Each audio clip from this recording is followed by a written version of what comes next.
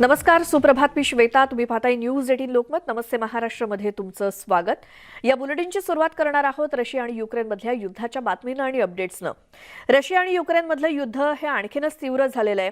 युक्रेनवरती रशियाकडून हल्ल्यांची तीव्रता आता आणखी वाढवण्यात आलेली आहे.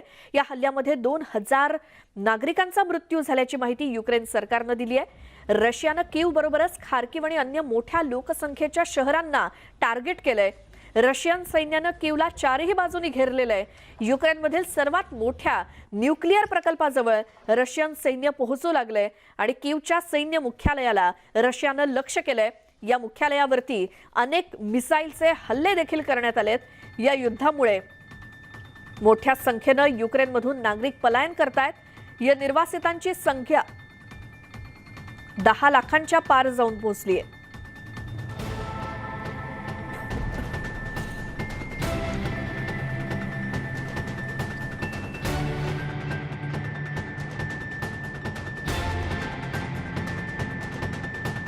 तर युक्रेन बंदरावर सुद्धा रशियानं हल्ला केलाय. या हल्ल्यात एका बांगलादेशी जहाजाचं अतोनात नुकसान झालंय, ज्यामध्ये एका बांगलादेशी कर्मचाऱ्याचाही मृत्यू झालाय. 15 लाख लोकसंख्येच्या या शहरातील निवासी भागांवरती हल्ले चढवण्यात आलेत. चेर्नोबिल या शहरामध्ये सुद्धा क्षेपणास्त्र हल्ल्यामध्ये एक रुग्णालय संपूर्णपणे उद्ध्वस्त करण्यात आलंय. या सगळ्या संदर्भात अपडेट्स घेऊयात. आमचे प्रतिनिधी प्रशांत लीला रामदास आपल्या सोबत आहेत. प्रशांत, आता रशियानं युक्रेनवरचं आक्रमण हे अधिक वाढवलेलं आहे. आक्रमकरित्या आणखी आक्रमणाला सुरुवात केली आहे आणि पुढचं टार्गेट नेमकं काय आहे रशियाचं? काय सद्यस्थिती सांगाल? महत्त्वाचं म्हणजे जर बघितलं तर ज्या पद्धतीनं माहिती मिळते की रशियाने आता जोरदार हमले युक्रेनवरती सुरू केलेले आहे आणि ज्या पद्धतीनं काल इंडियन एम्बसीनी स्पष्ट केलं होतं की खार्किव या शहरातून प्रत्येक भारतीय नागरिकांनी बाहेर पडावं. त्यानंतर 700पेक्षा जास्त विद्यार्थी आणि भारतीय नागरिक आहे, काही पायदळ चालत, काही बसनी चालत हे खार्किव शहरातून बाहेर पडलेले आहेत. काल ज्या पद्धतीनं केंद्रीय परराष्ट्र मंत्रालयाचे प्रवक्त्यांनी देखील दावा केला की आता कीवमध्ये एकही भारतीय नागरिक नाही आहे किंवा भारतीय विद्यार्थी नाही आहे. याचा अर्थ आता कीव आणि खार्किवमध्ये जोरदार हल्ले सुरू झालेले आहेत. त्याचा अर्थ असा होतो आणि खार्किवमध्ये अनेक ठिकाणी ज्या पद्धतीनं माहिती मिळते की एक प्रकारे ज्या पद्धतीनं घडामोडी घडतात आणि या सगळ्या पार्श्वभूमीवरती हे अत्यंत महत्त्वाचं ठरतंय की या सगळ्या पार्श्वभूमीवरती की एकीकडे रशिया जे जोरदार हल्ले करते त्याला युक्रेन जबाब देखील देऊ शकत नाही आहे, कारण की युक्रेनची तशी सैन्य ताकद देखील नाही आहे. पण एकमेकाच्या विरुद्ध कुरघुरी करण्याचा कुठलाही प्रसंग आणि कुठलीही संधी हे दोन्ही राष्ट्र सोडत नाही आहे. का ज्या पद्धतीनं भारतीय विद्यार्थ्यांना ओलीस धरण्याचा आरोप रशियाने काल लगावलेला आहे. रशियाचे पंतप्रधान, रशियाचे जे राष्ट्राध्यक्ष व्लादिमीर पुतीन यांच्यासोबत काल पंतप्रधान नरेंद्र मोदी यांची विस्ताराने चर्चा झाली. रात्री उशिराही चर्चा झाली. त्यानंतर त्यावेळेस देखील त्यांनी स्पष्ट केलं की युक्रेनच्या सैनिकांनी एक प्रकारे भारतीय नागरिकांना ओलीस धरून ठेवलेलं आहे. त्यावर त्यांनी स्पष्ट केलं की युक्रेनने दावा असा केला की रशियाचे सैनिक जे आहेत ते भारतीय नागरिकांना बाहेर पडू देत नाही आणि त्या अनेक ठिकाणी त्यांच्यावरती हमले करत आहे. एकीकडे भारत, पाकिस्तान आणि चीनच्या सगळ्या विद्यार्थ्यांना शिलिंग आणि मिसाईलचा सामना करावा लागत आहे, त्याच्या पुढे जावं लागत आहे असा दावा युक्रेनने केला आहे. युक्रेनने हे स्पष्ट केलं आहे की जर मॉस्को म्हणजे रशियाने जर या संदर्भात भारतीय नागरिकांना सुरक्षित करण्याकरता मागणी केली आणि जर मॉस्कोसोबत चर्चा झाली तरच भारतीय नागरिक हे बाहेर पडू शकतात असं युक्रेनचा दावा आहे. तर दुसरीकडे रशिया दावा करते की युक्रेनच्या सैनिकांनी भारतीय नागरिकांना, भारतीय विद्यार्थ्यांना ओलीस धरलेले आहेत. एकमेकाच्या विरोधामध्ये वाद प्रतिवाद सध्या सुरू झाले आहे. दरम्यानच्या काळात जी चर्चा झालेली आहे पंतप्रधान नरेंद्र मोदी आणि राष्ट्रपती व्लादिमीर पुतीन यांच्या संदर्भात त्यांनी म्हटलं की आम्ही भारतीय नागरिकांना बाहेर पडण्यासाठी सर्व संधी देऊ आणि त्याच पद्धतीने काल कीव शहरातून ज्या पद्धतीनं काही काळासाठी शिलिंग आणि बॉम्बार्डिंग थांबवण्यात आलं होतं. पण हे महत्त्वाचं आहे की आता खार्किव असो, सुमे असो, हे जे 2 शहर आहेत, सुमेमध्ये देखील जवळपास 700पेक्षा जास्त विद्यार्थी अडकून पडलेले आहेत. याचा अर्थ असा होतो की महत्त्वाचं म्हणजे आंतरराष्ट्रीय पातळीवरती ज्या संधीची उपलब्धता युक्रेनला करून घ्यायची आहे, जसं युनायटेड युरोपियन युनियनची जी त्यांना सदस्यत्व मिळायचं त्यासाठी त्यांनी प्रयत्न सुरू केलेले आहेत. आणि इकडे दुसरीकडे रशियाने स्पष्ट केलं आहे की नाटोनी जर या युक्रेनच्या युद्धात सहभागी होण्याचा प्रयत्न केला किंवा युक्रेनला जर शस्त्रास्त्र आणि इतर काही साहित्य पुरवलं तर आम्ही निश्चितपणे याचा जबाब देऊ. त्यासाठी आम्हाला जबाबदार धरू नये आणि तुम्हाला याचे परिणाम निश्चितपणे भोगावे लागेल. त्यामुळे आता नाटो देखील स्तब्ध झालेला आहे की या सगळ्या प्रकरणामध्ये कशा पद्धतीनं सहभागी व्हायचं की नाही. कारण की रशिया हे न्यूक्लिअर पॉवर स्टेट आहे आणि न्यूक्लिअर पॉवर स्टेट असल्यामुळे त्यांच्याकडे जगातले सगळ्यात जास्त न्यूक्लिअर वेपन आहे. 1536 न्यूक्लिअर वेपन त्यांच्याकडे आहे. त्यानंतर अमेरिकेकडे आहे. त्यामुळे या संदर्भात आता नाटोची भूमिका अत्यंत महत्त्वाची ठरणार आहे आणि नाटोची भूमिका महत्त्वाची ठरताना सोबत हेही महत्त्वाचं आहे की भारतीय नागरिकांना परत आणण्याकरता रशियाची मदत आणि युक्रेनची मदत घेणे काळाची गरज आहे. जी. आणि प्रशांत, पंतप्रधान नरेंद्र मोदी यांची रशियाचे राष्ट्राध्यक्ष व्लादिमीर पुतीन यांच्याशी देखील फोनवरून चर्चा झाली की भारतीय विद्यार्थ्यांच्या सुरक्षिततेसंदर्भात, त्याबद्दल काय सांगाल? खास करून काल रात्री उशिरा जर बघितलं तर पंतप्रधान नरेंद्र मोदी आणि राष्ट्रपती व्लादिमीर पुतीन जे रशियाचे अध्यक्ष आहेत, राष्ट्राध्यक्ष आहेत, त्यांच्यासोबत काल विस्ताराने काल रात्री उशिरा चर्चा झाली. त्यांनी स्पष्ट केलं की रशिया भारताला सर्व ती मदत करण्यासाठी तयार आहे. भारतीय नागरिकांना बाहेर काढण्याकरता आम्ही निश्चितपणे पॅसेज देऊ आणि निश्चितपणे त्या भागांमध्ये आम्ही ज्या भागात भारतीय नागरिक असेल त्याची जर माहिती आम्हाला दिली तर आम्ही त्या भागात शक्यतो बॉम्बार्डिंग करणार नाही. त्या भागातून विद्यार्थ्यांना बाहेर काढण्याकरता आम्ही निश्चित एक वेळ देऊ. या पद्धतीनं काल 9:30 वाजेपर्यंत खार्गिवमध्ये वेळ मिळाला होता. ते देखील एक महत्त्वाचं पाऊल होतं की साधारणतः रशियन आर्मीने स्पष्ट केलं होतं की आपण 9:30 वाजेपर्यंत रात्री 9:30 पर्यंत जर भारतीय वेळेनुसार जर तिथल्या सर्व भारतीय नागरिकांना बाहेर काढलं खार्किवमधून तर आम्ही 9:30 नंतर बॉम्बारी करू आणि शेलिंग करू. त्यामुळे एक असं म्हणता येईल की रशिया आणि जी भारताची मैत्री आहे त्याचा फायदा भारताला होतोय आणि भारतीय नागरिकांना तिथून या युक्रेनमधून काढण्याकरता एक मोठी मदत होतोय. आणि त्याच विस्ताराने कालच्या याच्या चर्चा झालेली आहे. आणि जेही युक्रेनमध्ये नागरिक अडकून पडलेले आहेत त्यांना इतर सीमा भागात पोहोचण्याकरिता रशिया त्या भागात बॉम्बार्डिंग करणार नाही. रशिया निश्चितपणे मदत करेल असंही आश्वासन त्यांनी दिल्याची माहिती पुढे आलेली आहे. जी. प्रशांत, धन्यवाद या सगळ्या माहितीसाठी. तर सध्याची परिस्थिती अशी आहे की रशियानं आक्रमण आणखी जोरदार केलेलं आहे युक्रेनवरचं आणि या सगळ्या परिस्थितीत भारतीय विद्यार्थी जे अजूनही तिथे अडकलेले आहेत त्यांना आपल्या देशामध्ये परत आणणं आणि त्या संदर्भात भारत सरकार पावलं उचलतच आहे. संयुक्त राष्ट्राच्या महासभेमध्ये युक्रेनवरती रशियाच्या हल्ल्याचा तीव्र निषेध करणारा ठराव संमत करण्यात आला. संयुक्त राष्ट्र महासभेमध्ये काल मतदान झालं. विशेष तातडीच्या बैठकीनंतर हा ठराव मंजूर करण्यात आला आणि या मतदानादरम्यान 141 देशांनी रशियाच्या विरोधात मतदान केलं तर 5 देशांनी रशियाला पाठिंबा दिला. यावेळी भारतासोबतच 35 देशांनी मतदानात सहभाग घेतला नाही. ठराव संमत करून संयुक्त राष्ट्राच्या आमसभेनं रशियाला युक्रेनमधून माघार घेण्याची मागणी केली. युरोपातील देशांपासून ते अगदी पॅसिफिकच्या छोट्या बेटावरील देशांपर्यंत अनेक देशांनी रशियाने युक्रेनवरती केलेल्या हल्ल्याचा निषेधच केला.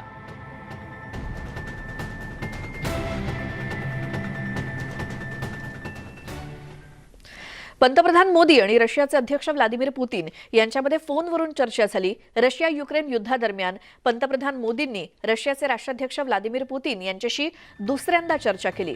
खार्किवमध्ये अडकलेल्या विद्यार्थ्यांना सुखरूप परत आणण्याबाबत या दोन्ही नेत्यांमध्ये चर्चा झाली. युक्रेनमध्ये अडकलेल्या भारतीयांच्या सुरक्षित परतीसाठी सहकार्य करण्याचं आश्वासन पुतीन यांनी पंतप्रधान मोदींना दिलं. भारतीय विद्यार्थ्यांच्या सुरक्षित परतीसाठी रशियन सैन्य आवश्यक ती सर्व पावलं उचलत असल्याचं पुतीन यांनी म्हटलं. तर भारतीय विद्यार्थ्यांच्या एका टीमला विशेष कॉरिडॉरद्वारे ताबडतोब बाहेर काढून रशियाला पाठवण्याचा प्रयत्न करू, जेणेकरून त्यांना लवकर आणि सुरक्षितपणे भारतात परत पाठवता येईल असंही ते म्हणाले.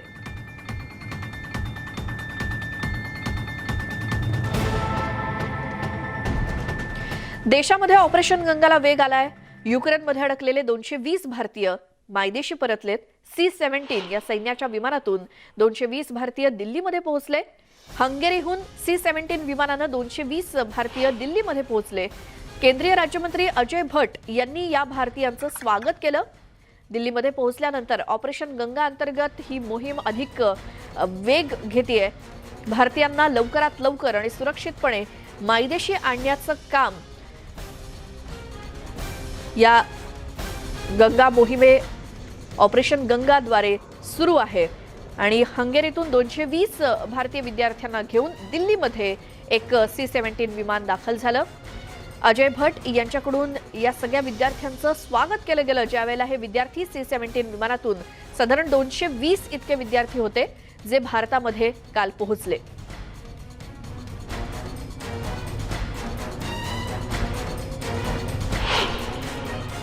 जो जहाज कल लाए थे वो जहाज आज सुबह जा चुका है और थोड़ी देर के बाद जैसे ही बच्चे इसमें से बाहर निकलेंगे कुछ देर के बाद ये जहाज दोबारा फिर चले जाएगा।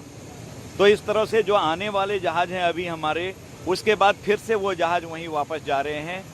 एक एक बच्चे को लाना जो प्रधानमंत्री ने आदेश दिया है वो कर्तव्य है और हमारे क्रूज जितने भी हैं मैं उनको भी बधाई देता हूं कि लगातार उठे हैं और काम कर रहे हैं। यूक्रेन में इस वक्त कैसा माहौल है? हाँ, माहौल तो बहुत ख़राब है। मैं वेस्ट साइड रहता, मतलब बॉर्डर से दूर ही था, बट तो भी हमारे इधर भी एक मतलब बम का हमला हुआ था। बहुत स्ट्रगल भरा रहा। 7 दिनों से हम निकले हुए हैं, कम से कम 7 दिनों के बाद फाइनली आज हम इंडिया पहुंच गए। अचानक से वॉर सिचुएशन क्रिएट हो गई तो हमें बोल दिया गया कि आपको इवैक्यूएट करना है। तो अचानक से जस्ट हमारे एरिया में ही मिसाइल गिरी थी साइड में ही, बट बाद में हमें बस इवैक्यूएशन कराया गया। पहले का प्रवास था एक 9-10 आवर्स का बस ट्रैवलिंग थी। बाद में हमें एक बॉर्डर से बहुत दूर छोड़ा गया जहां पर बहुत बड़ा ट्रैफिक था बॉर्डर क्रॉस करने के लिए, रोमानिया वाला। सो रोमानिया बॉर्डर पे पहुंचने के लिए हम एटलीस्ट 11 किलोमीटर चल के गए हमारा पूरा लगेज लेके।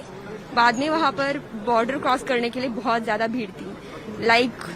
2 और 3,000 स्टूडेंट्स थे जिनकी भीड़ में घुस के हमें वहां से निकलना था।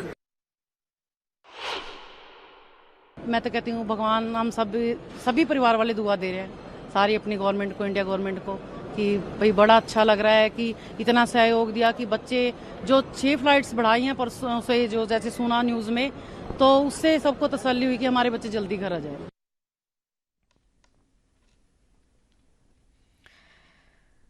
तर या सगळ्या पालकांच्या प्रतिक्रिया होत्या, ज्यांचे विद्यार्थी किंवा ज्यांचे पाल्य हे सुखरूप भारतामध्ये परतलेले आहेत। मात्र अनेक असे पालक आहेत जे आजही आपल्या मुलांच्या प्रतीक्षेत आहेत।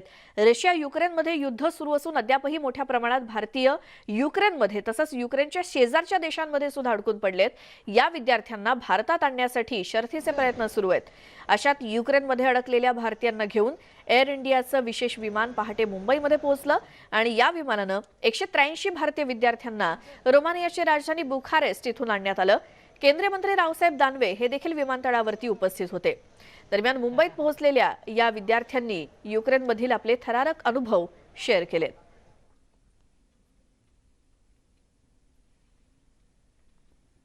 तकलीफदायक था जब बॉर्डर क्रॉसिंग के वक्त था बस, और इवैक्यूएशन प्रोसेस जो था एकदम यूनिवर्सिटी वाइज सेफ नहीं था और मैं यूनिवर्सिटी में था तो सबसे वहाँ कोई दिक्कत नहीं थी, एकदम सेफेस्ट प्लेस थी। पर जो ईस्टर्न साइड है उसमें बहुत दिक्कत है, उनको बचाने के लिए गवर्नमेंट में सवेरे रोमानिया से जो फ्लाइट आया है उसमें लगभग 183 प्रवासी आए हैं। उसमें सभी हमारे स्टूडेंट हैं।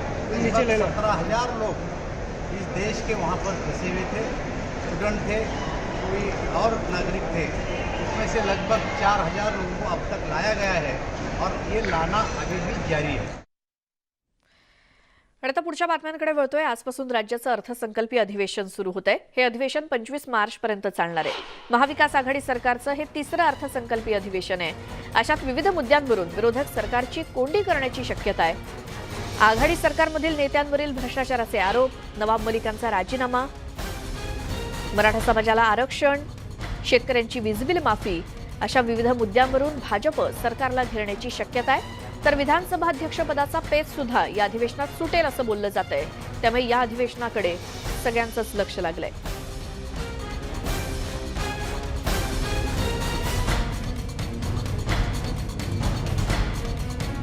तर आजपासून सुरू होणाऱ्या अधिवेशनामध्ये कोणकोणते मुद्दे गाजणार किंवा गाजू शकतात हे मुद्दे आपण स्क्रीनवरती पाहतोय। शेतकऱ्यांची वीज बिल माफी असेल किंवा नेत्यांवरील भ्रष्टाचाराचे असलेले आरोप, नवाब मलिक यांचा राजीनामा, त्याचसोबत आरक्षणाचा जो प्रश्न आहे, या सगळ्या मुद्द्यांवरून विरोधक आजपासून सुरू होणाऱ्या अर्थसंकल्पीय अधिवेशनात सरकारला घेरण्याच्या तयारीत आहेत असं देखील बोललं जात आहे. ओबीसी आणि मराठा आरक्षणाबाबत होणारी दिरंगाई, एसटी कर्मचाऱ्यांचा न सुटलेला संप, या सगळ्या संदर्भात विरोधक सरकारला घेरू शकतात आणि अर्थसंकल्पीय अधिवेशन राज्याचं आजपासून सुरू होत आहे. आमच्या प्रतिनिधी प्रणाली कापसे आपल्यासोबत जोडल्या गेल्यात, त्यांच्याकडून अधिक माहिती घेऊयात. प्रणाली, आजपासून अधिवेशनाला सुरुवात होतीये, मात्र हे अधिवेशन काही मुद्द्यांमुळे गाजण्याची देखील शक्यता आहे, त्याबाबत काय सांगाल? श्वेता, प्रत्येकच अधिवेशन तसं वादळी ठरत असतं, परंतु या वेळेच्या अधिवेशनामध्ये सुद्धा त्याला काही महत्त्वपूर्ण पार्श्वभूमी आहे. गेल्या अधिवेशनाच्या वेळेला आपण बघितलं होतं की एसटी कर्मचाऱ्यांचा संप आणि त्यांचं आंदोलन जे आहे ते सुरू झालेलं होतं. त्याला काही दिवस झालेले होते, पण आता त्याला जवळपास 3 महिन्यापेक्षाचा जास्त कालावधी उलटून गेलेला आहे आणि तरीही अजूनही हा प्रश्न मार्गी लागत नाही आहे. त्यामुळे या अधिवेशनामध्ये हा मुद्दा तर वादळी ठरणारच आहे. त्याबरोबर कॅबिनेट मंत्री नवाब मलिक हे सध्या ईडीच्या अटकेमध्ये आहेत आणि त्यामुळं जे काही आरोप त्यांच्यावर लावण्यात आलेले आहेत की त्यांनी देशद्रोह्यांकडनं जमीन खरेदी केली आणि इतर मुद्दे जे आहेत, या मुद्द्यावरून आज विरोधक जोरदार आंदोलन करण्याची शक्यता नाकारता येत नाही. कारण आजपूर्वी म्हणजे आता आजपासून तर अधिवेशन सुरू होतं, पण यापूर्वीसुद्धा मोठ्या प्रमाणावर आंदोलन जे आहे ते त्यांच्या वतीनं करण्यात आलेले आहेत आणि त्यांची मागणी आहे की नवाब मलिक यांचा राजीनामा घेतला जावा. दुसरीकडे आपल्याला माहिती आहे की सध्या युक्रेन आणि रशियाचं जे काही युद्ध सुरू आहे त्याचे पडसादसुद्धा विधान भवनामध्ये उमटताना दिसतील. कारण सत्ताधाऱ्यांनी काल जी बैठक झाली, काल जे छगन भुजबळ मंत्री जे आहेत यांच्याकडे जे भोजन झालं, त्या भोजनाच्या कार्यक्रमामध्ये आपण बघितलं की पक्षातले सगळे पक्ष जे आहेत, तीनही महाविकास आघाडीतले तीनही जे प्रमुख पक्ष आहेत, त्या प्रमुख पक्षांचे जे प्रमुख आहेत त्यांनी कुठे ना कुठे या युद्धाच्या पार्श्वभूमीवर विद्यार्थ्यांना आणण्यामध्ये आपण अपयशी ठरतोय, केंद्र सरकार पुरेसं सहाय्य करत नाही, अशा स्वरूपाचा सूर लावलेला आहे. ईडीच्या कारवाईबद्दल किंवा केंद्रीय तपास यंत्रणांच्या कारवाईबद्दल सातत्यानं आवाज उठवला जातो की त्या यंत्रणा ज्या आहेत त्या सूडबुद्धीनं काम करतात आणि त्यामुळे एकीकडे विरोधक आणि दुसरीकडे सत्ताधारी असंही एक पुन्हा वादाची जुगलबंदी जी आहे किंवा अधिवेशनामध्ये एक जोरदार घमासान आपल्याला बघायला मिळेल. आज पहिला दिवस आहे.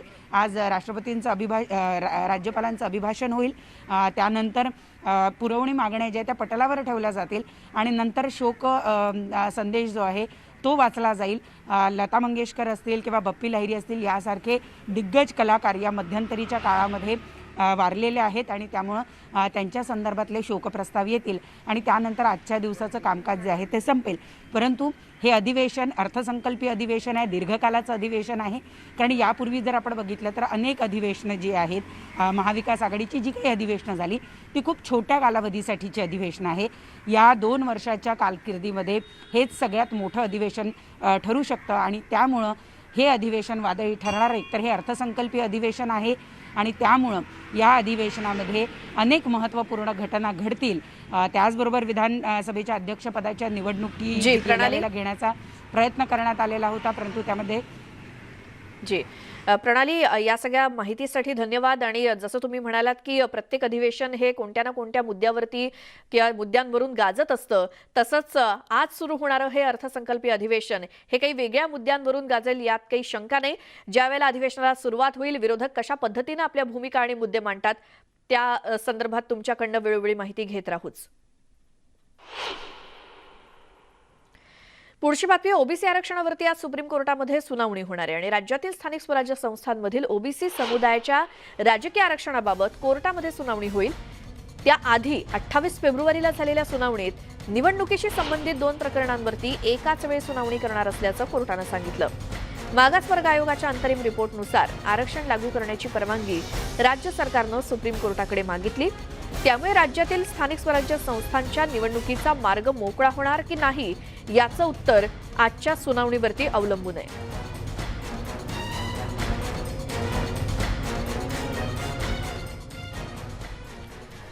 आजपासून सुरू होणाऱ्या राज्याच्या अर्थसंकल्पीय अधिवेशनाच्या पूर्वसंध्येला म्हणजे काल मुख्यमंत्री उद्धव ठाकरे यांनी नाव न घेता भाजपवरती टीका केली. सापाच्या पिल्लाला आम्ही 30 वर्ष दूध पाजलं, ते पिल्लू वळवळ करत होतं, आता आमच्यावरतीच फुतकारतंय असा टोला त्यांनी लगावला. सध्या देशात घृणास्पद राजकारण सुरू असून ते विकृतीपेक्षाही घाणेरडं आहे असं मुख्यमंत्री म्हणाले. आम्ही कुणावर वार करत नाही, मात्र वार केला तर आम्ही सोडणार नाही असा इशारा त्यांनी दिला. त्याचसोबत आमचे 170 मोहरे फोडूनच दाखवा असं आव्हान मुख्यमंत्र्यांनी दिलंय. पाकिस्तानात जाऊन नवाज शरीफचा केक खाता, मग दाऊदच्या मुसक्या का आवडत नाहीत असा सवाल त्यांनी उपस्थित केला.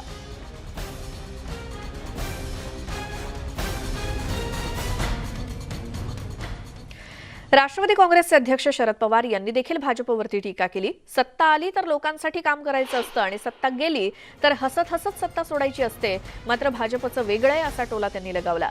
सत्ता गेल्यावर कुणालाही इतकं अस्वस्थ झालेलं पाहिलेलं नाही आणि सरकार चांगलं काम करत असल्यामुळे अनेकांना अस्वस्थता आहे अशी टीका शरद पवारांनी केली.